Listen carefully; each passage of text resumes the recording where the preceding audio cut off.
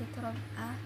Saya akan mempresentasikan hasil tugas dari konservasi sumber daya hutan tentang tantangan dalam konservasi hutan. Jadi kita akan membahas tentang konservasi hutan. Apa yang dimaksud dengan tantangan dalam konservasi hutan? Tantangan dalam konservasi hutan adalah hambatan atau kesulitan yang dihadapi dalam upaya melindungi, mengelola, terus dan memanfaatkan hutan secara berkelanjutan agar tetap lestari bagi generasi sekarang dan mendatang. Jadi tantangannya itu ada 5. Oke, dimulai dari tantangan pertama, itu ada deforestasi dan degradasi hutan. Deforestasi hutan adalah hilangnya tutupan hutan secara permanen akibat alih fungsi lahan untuk kepentingan lain. Penyebabnya itu ada di alih lahan seperti pertanian dan perkebunan, penambangan liar untuk kayu atau industri, pertambangan yang membuka lahan hutan, pembangunan infrastruktur seperti jalan, perumahan, dan bendungan, terus kebakaran hutan baik alami maupun disengaja. Dan dampak deforestasi itu ada kehilangan keanekaragaman hayati, perubahan iklim, meningkatnya emisi karbon, terus erosi tanah, menurunnya kesuburan, menurunnya kualitas air, dan berkurangnya sumber air bersih, hilangnya mata pencaharian masyarakat adat. Jadi next kita akan membahas tentang degradasi hutan. Degradasi hutan itu adalah kualitas hutan di mana hutan masih ada tetapi fungsi ekologisnya itu menurun. Penyebabnya itu seperti penebangan berlebihan yang tidak berkelanjutan, kebakaran hutan berulang yang merusak ekosistem, perambahan hutan tanpa perencanaan, pencemaran akibat limbah industri atau pertambangan, introduksi spesies invasif yang mengganggu ekosistem. Lalu dampak degradasi hutan itu ada penurunan kemampuan hutan menyerap karbon, hilangnya habitat satwa liar, penurunan produktivitas lahan, terus gangguan siklus hidrologi, dan kerentanan terhadap bencana alam seperti banjir dan longsor. Terus upaya mengatasinya itu ada di reboisasi dan rehabilitasi hutan, penerapan sistem agroforestry seperti penggabungan hutan dengan hutan dan perkebunan seperti pertanian gitu. Terus peningkatan penegakan hukum terhadap penebangan liar, pengelolaan hutan berbasis masyarakat agar ada rasa kepemilikan, sertifikasi hutan, hasil hutan berkelanjutan seperti misalnya FSC untuk kayu, RSPO untuk sawit. Terus tantangan kedua itu ada di perubahan iklim. Perubahan iklim adalah pergeseran kondisi iklim bumi dalam jangka panjang ditandai dengan naiknya suhu rata-rata global serta perubahan pola cuaca yang ekstrim. Itu terjadi dalam beberapa tahun sampai ratusan tahun. Itu tuh terbagi menjadi 2, yaitu aktivitas manusia seperti emisi gas rumah kaca, transportasi dan energi fosil. Deforestasi berakibat berkurangnya penyerapan karbon, pertanian dan peternakan yang menghasilkan gas metana. Terus ada faktor alami. Faktor alaminya itu seperti letusan gunung Merapi dan perubahan aktivitas matahari. Next kita bahas tentang dampak dari perubahan iklim. Seperti lingkungan itu mencairnya es di kutub, naiknya permukaan laut, hilangnya habitat satwa, terus ada di cuaca, gelombang panas, hujan ekstrim, badai lebih sering, dan kekeringan panjang. Kalau di manusia itu dampaknya itu seperti krisis pangan, kesehatan terganggu, terus kerugian ekonomi dan migrasi iklim. Dalam ekosistem itu kepunahannya spesies dan kurangnya terumbu karang. Terus upaya mengatasi dari perubahan iklim itu ada 2, terbagi menjadi 2.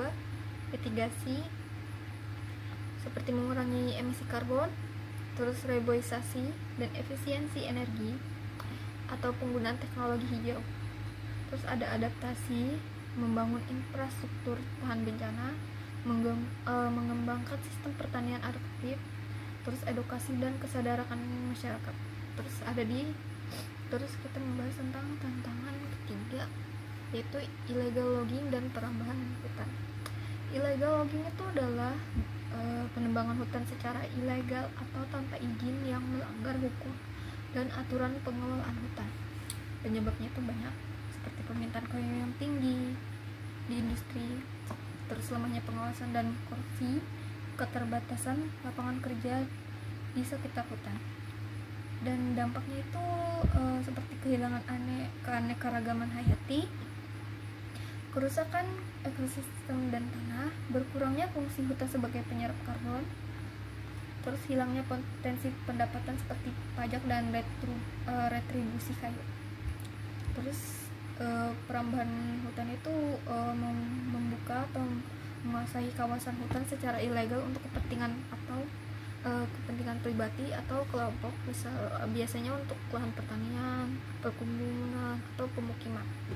Penyebabnya itu ada pertumbuhan penduduk yang mana itu kan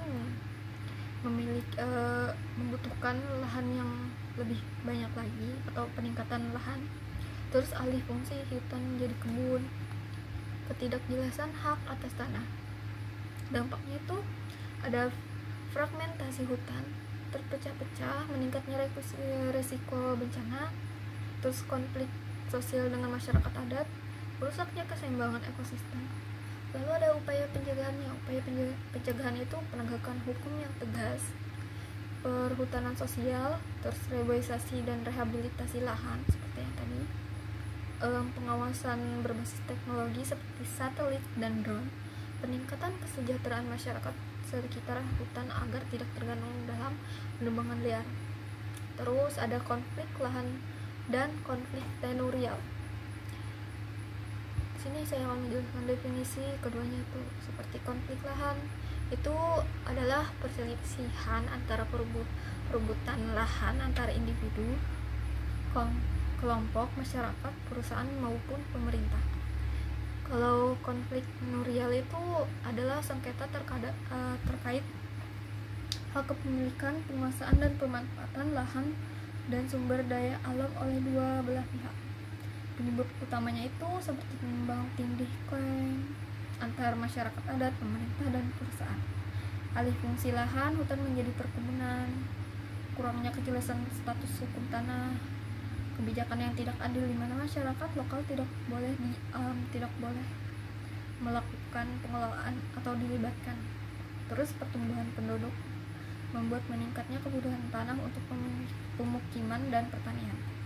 Terus dampaknya itu apa? Dampaknya itu ada di sosial konflik horizontal antar warga. Itu tuh yang membuat bentrok antara masyarakat dan aparat atau perusahaan. Terus ada di ekonomi. Itu tuh hilangnya mata pencarian masyarakat lokal. Terus di lingkungan seperti perambahan hutan, degradasi lahan, dan kerusakan ekosistem. Politik dan hukum, melemahnya kepercayaan masyarakat terhadap pemerintah.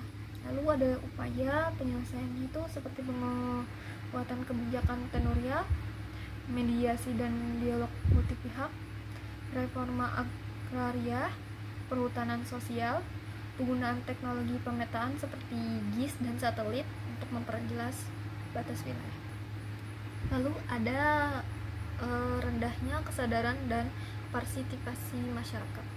Itu tuh ada faktor penyebabnya juga seperti kurangnya pendidikan dan penyuluhan lingkungan, minimnya edukasi dan sosialisasi, program pemerintah atau lembaga terkait kurang menjangkaunya masyarakat, terus tidak ada rasa pengen tahu atau memiliki terhadap hutan, kebutuhan ekonomi yang tinggi, kurangnya dukungan pemerintah atau manfaat langsung dari kegiatan konservasi.